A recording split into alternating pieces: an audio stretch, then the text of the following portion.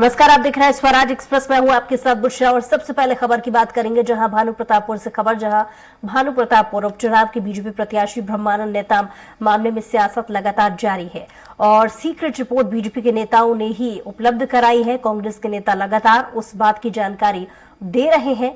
वहीं अब ब्रह्मानंद मामले में मंत्री अमरजीत भगत ने एक और खुलासा किया है। बीजेपी के विभीषण कौन के सवाल पर मंत्री ने कहा कि 2019 में जब झारखंड में बीजेपी की सरकार थी तब छत्तीसगढ़ के बड़े बीजेपी नेता ने रघुवर दास को फोन किया था और ब्रह्मानंद नेताम को बचाने का आग्रह किया था। साथ ही मंत्री ने कहा कि बीजेपी नेताओं को ढूंढना चाहिए कि उनकी पार्टी में विभीषण कौन है।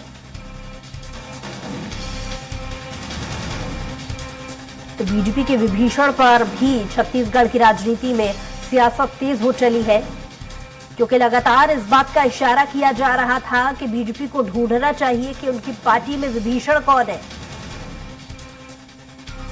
ब्रह्मानंद मामले में मंत्री अमरजीत का एक और बड़ा खुलासा। बीजेपी के विभीषण कौन के सवाल पर उन्होंने जवाब दिया है। 2019 में झारखंड में थी बीजेपी की सरकार। छत्तीसगढ़ के बड़े बीजेपी नेता ने रघुवर दास को फोन किया था और ब्रह्मानंद नेताम को बचाने का आग्रह किया था। ब्रह्मानंद मामले में मंत्री अमरजीत का एक और खुलासा हुआ है और इस पर ज्यादा जानकारी के साथ स्वराज संवाददाता हेमंत शर्मा हमारे साथ जुड़ गए। जी हेमंत, लगातार इस और इशारा किया जा रहा है कि बीजेपी को ढूंढना चाहिए कि उनकी पार्टी में विभीषण कौन है। इस बयान के बाद सियासी गलियारों में कितनी हलचल तेज हो गई है हेमंत?